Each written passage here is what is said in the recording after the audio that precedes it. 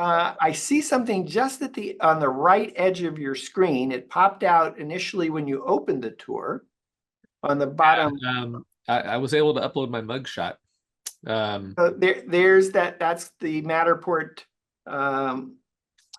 business card. Yeah.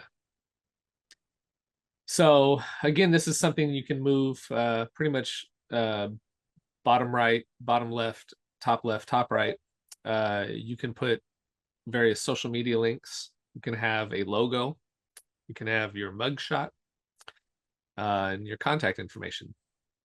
And this Okay, so we see, I know the screen could be a little bit small for some. So we see your name, your company name, your phone number, your email address. The bottom right, obviously, is your logo and the photo.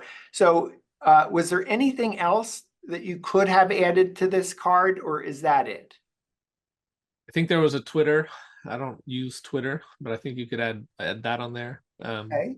And we'll go into it. And then if you chose not to include any one of those items, could you have, well, you obviously omitted Twitter or omitted X. So I guess that answers the question. And then so that seems to pop up and down when you first launched the tour, that business card launched.